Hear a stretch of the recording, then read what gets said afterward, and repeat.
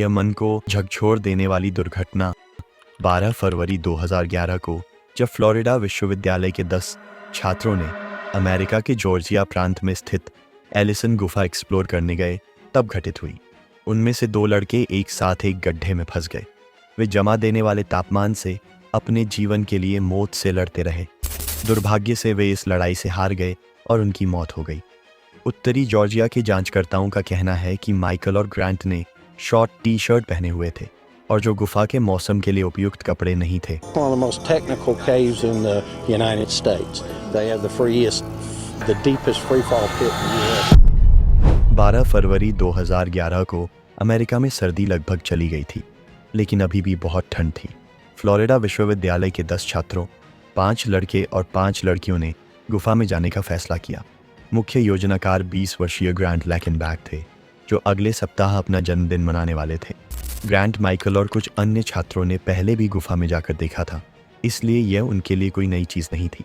हालांकि माइकल और ग्रांट अलग अलग विश्वविद्यालय स्तर और विभागों में थे, लेकिन वे बहुत करीबी दोस्त थे।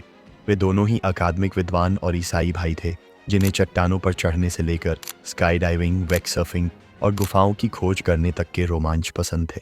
इस दुखद दुर्घटना से कुछ सप्ताह पहले ही दोनों लोगों ने एक और गुफा का दौरा किया था और वे अपने अनुभव से बहुत खुश थे, क्योंकि उन्होंने 12 फरवरी को अगली यात्रा की योजना बनाई थी।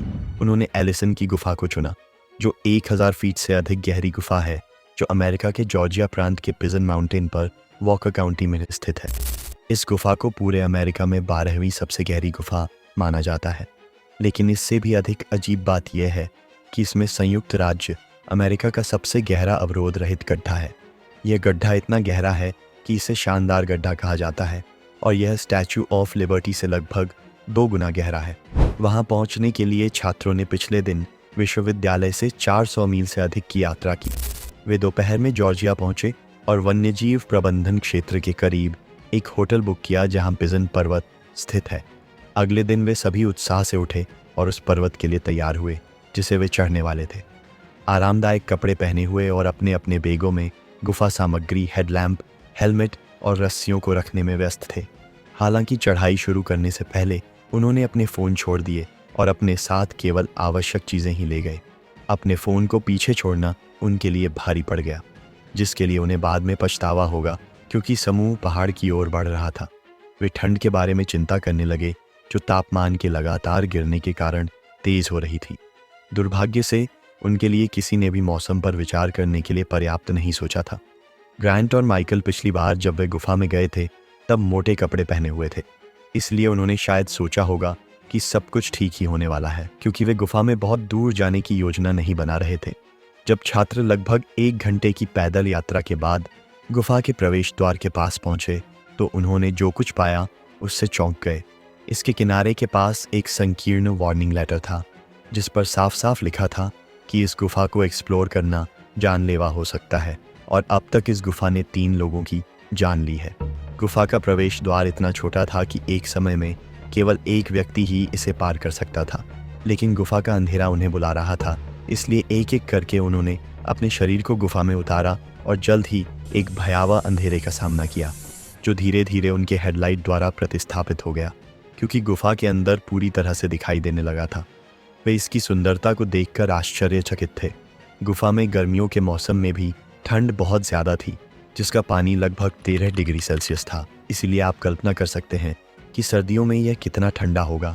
फिर भी समूह एक संक्षिप्त अन्वेषण के लिए तैयार हो गया। गुफा का एक छोटा सा हिस्सा बाहर निकलने के लिए था। इसके अलावा कोई भी पानी में नहाने या कुछ भी करने के बारे में नहीं सोच रहा था। लेकिन फिर कुछ अप्रत्याशित हुआ जब वे अपनी खोज कर रहे थे। इसी दौरान छात्रों में से एक का बैकपैक एक ऊर्ध्वाधर गड्ढे में गिर गया, जिसे वार्म अप पिट कहा जाता है। यह शानदार गड्ढे जितना गहरा नहीं है, क्योंकि यह सिर्फ 125 फीट है, लेकिन फिर भी यह जोखिम भरा था। यहाँ का तापमान अंटार्कटिका की तरह बेहद ठंडा था, क्योंकि वहाँ एक झरना था जो शेर की तरह दहाड़ रहा था। ये ऐसी जगह नहीं थी जहाँ किसी को भी जाना चाहिए, विशेष रूप से किसी ऐसे व्यक्ति को जो इन छात्रों की तरह कपड़े पहने हुए थे। लेकिन बैकपैक में कुछ आवश्यक सामग्री थी जो समूह को चाहिए थी, और फिर समूह के लीडर होने के नाते ग्रांट ने स्वेच्छा से बैग को बाहर लेने के लिए कहा। उनके दोस्तों ने उन्हें जोखिम नहीं उठाने और बैग को बस छोड़ देने के लिए कहा, क्योंकि उनके साथ कुछ बुरा हो सकता था। लेकिन ग्रांट ने उनकी बात नहीं सुनी और जोर दिया कि मैं इस बैग को ज़रूर लाऊंगा। इसलिए दोस्तों ने उसकी पीठ थपथपाई और उसे शुभकामनाएं दी। वह रस्सी के सहारे खुद को गड्ढे में नीचे उतारने लगा। ग्रांट धीरे धीरे खाई में काफ़ी दूर तक उतरा। ठंड बढ़ने के कारण वह थोड़ा कांपने लगा, लेकिन अभी तक वह सबसे बुरे दौर से नहीं गुजरा था। जैसे ही वह नीचे पहुंचा, पास में बहते झरने का शोर और तेज़ होने लगा, लेकिन वह अभी भी अपने दोस्तों को बात करते हुए सुन सकता था और उसे आश्वस्त कर सकता था।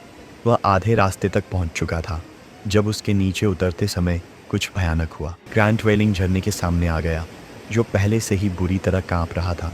उसने ठंडे पानी से बचने की कोशिश की, लेकिन उसके प्रयास में सबसे बुरा हुआ। सबसे पहले उसने अपनी रस्सी से एक तेज़ झटके की आवाज़ सुनी। उसने कांपते हुए हिलना बंद कर दिया था। उसकी नसों में घबराहट भरना मुश्किल नहीं था, इसीलिए उसने अपनी रस्सी और हार्नेस को हिलाना शुरू कर दिया ताकि इसे फिर से काम करने के लिए मजबूर किया जा सके। लेकिन उसके प्रयास से रस्सी उसके चारों ओर अधिक लिपट गई। उसने खुद को उलझन से बाहर निकालने की कोशिश की। बर्फ़ के ठंडे पानी ने उसे इस समय तक भिगो दिया था। वह मदद के लिए पहले से ही अपने फेफड़ों के शीर्ष पर चिल्ला रहा था, लेकिन उसकी चीखें गर्जन वाले झरने और उसके कांपते मुंह से दब गईं। फिर भी उसके दोस्तों ने उसे सुना और वापस चिल्लाया। वे सभी एक दूसरे को भ्रमित और चिंतित देखते रहे, लेकिन माइकल ने उसी रस्सी को खुद से बांधने में संकोच नहीं किया जो उसके दोस्त ने अपने दोस्त को बचाने के लिए नीचे इस्तेमाल की थी। उसने उसे चुपचाप बैठने के लिए चिल्लाया। वह जल्द ही ग्रांट तक पहुंच गया, जो अपने गंभीर कंपी और उलझन की स्थिति को छोड़कर शब्दों और चाल के साथ धीमा और असंगत हो गया था। वह थक गया था और केवल अपने हाथों को टटोल सकता था। माइकल ने ऊपर अपने दोस्तों की ओर चिल्लाया, जो थोड़ी राहत महसूस कर रहे थे, लेकिन भविष्यवाणी नहीं कर सकते थे कि आगे क्या होगा। जैसे ही माइकल ने अपने दोस्त को मुक्त करने की कोशिश की, वह भी रस्सी से उलझ गया। इससे भी बदतर उसका शरीर भी उसी ठंडे पानी से भीग रहा था जो पहले से ही उसके दोस्त को ठंड से मार रहा था। उसे एहसास हुआ कि वह भी न तो ऊपर और न ही नीचे जा सकता है। उसने भी मदद के लिए चिल्लाना शुरू कर दिया। यह सुनकर ऊपर के उनके दोस्त घबरा गए, लेकिन उन्हें तेज़ी से कार्य करने की ज़रूरत थी। उनमें से कुछ पीछे गुफा से बाहर प्रोफेशनल मदद के लिए निकल गए। जो रुके थे वे नीचे के लड़कों के साथ संवाद करते रहे और उन्हें प्रोत्साहन के शब्द देते रहे, जिसके लिए उन्होंने प्रार्थना की और उन्हें आश्वासन दिया कि रेस्क्यू मदद आ रही है। जो लोग बाहर निकल पाए थे, उन्होंने पूरी ताकत के साथ पहाड़ से नीचे उतरना शुरू कर दिया और 30 मिनट से भी कम समय में वे कांपते हाथों और धुंधली आंखों के साथ अपने फ़ोन निकाले जो उन्होंने कार में छोड़े थे और जल्दी से रेस्क्यू अधिकारियों को फ़ोन किया। उस समय तक 2:19 थे। उनके गुफा में वापस आने पर माइकल और ग्रांट की आवाज़ें धीमी होती जा रही थीं, क्योंकि ठंड ने उन्हें चीर दिया था। ऊपर मौजूद उनके दोस्त डर रहे थे कि कुछ बुरा हो सकता है और वे उन्हें प्रोत्साहित करने और प्रतिरोध करने के लिए अपनी पूरी कोशिश कर रहे थे। बचाव कार्य जारी था। ठंड ने उनके शरीर की सारी ऊर्जा खर्च कर दी थी। उनके श्वसन तंत्र और दिल लगभग थक चुके थे। उनके असफल होने और ऊपर अपने दोस्तों के साथ संवाद करने के लगभग 30 मिनट बाद उनकी आवाज़ें अब और नहीं सुनी जा सकती थीं।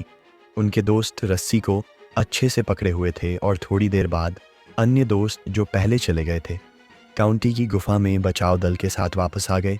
और जब बचाव दल का एक हिस्सा 8 अन्य छात्रों को हाइपोथर्मिया के खिलाफ उपचार दे रहा था, तो अन्य बचाव दल जल्दी से सेफ्टी फीचर के साथ गड्ढे में उतरे।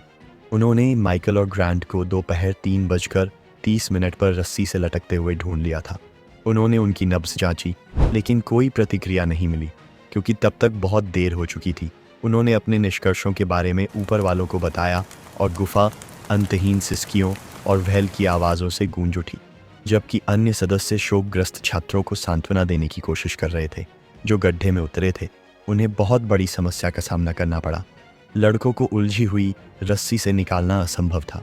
जितनी माइकल को अपने दोस्त ग्रांट को बचाने में मुश्किल हुई थी, उतनी ही इन अनुभवी बचाव कर्मियों को भी उनके शरीर को खोलने में कठिनाई हुई। बस एकमात्र अंतर यह था कि वे प्रतिकूल मौसम के लिए अच्छी तरह से तैयार थे और विभिन्न बचाव उपकरणों से लैस थे, इसलिए वे काम पर लग गए। वे अंततः लड़कों को घातक पकड़ से मुक्त करने और उन्हें गड्ढे से बाहर खींचने में सक्षम हुए। उनका रेस्क्यू प्रयास 6 घंटे तक चला और रात 10 बजे के आसपास पूरा हुआ। उनके दोस्त एक बार फिर टूट गए जब उन्होंने माइकल और ग्रांट के मृत शरीर को देखा। यह उनके परिवारों और फ्लोरिडा विश्वविद्यालय के लिए एक कठिन क्षति थी। ग्रांट अपने अंतिम वर्ष में समाजशास्त्र का एक शानदार छात्र था। ग्रांट लॉकेनबेज की स्मृति में स्मारक निधि की स्थापना ईसाई एथलीटों की फेलोशिप के माध्यम से छात्रवृत्ति प्रदान करने के लिए की गई। माइकल भी एक शैक्षणिक प्रतिभाशाली थे और उनकी वीरता और अपने दोस्त को बचाने की कोशिश के कारण उन्हें कार्नेगी हीरो फंड कमीशन से या महापदक के साथ याद किया गया था। ललित कला विभाग ने एक माइकल पाई मेमोरियल छात्रवृत्ति निधि भी बनाई, जो गेटो और मार्चिंग बैंड पर छात्रों को प्रदान की जाती है। यह माइकल के चरित्र की ताकत, उदारता, उत्साह और दोस्त के प्रति समर्पण का प्रदर्शन करती है। ये वही गुण थे जो अनुभवी गोताखोर मार्सन के पास थे। देखने के लिए धन्यवाद।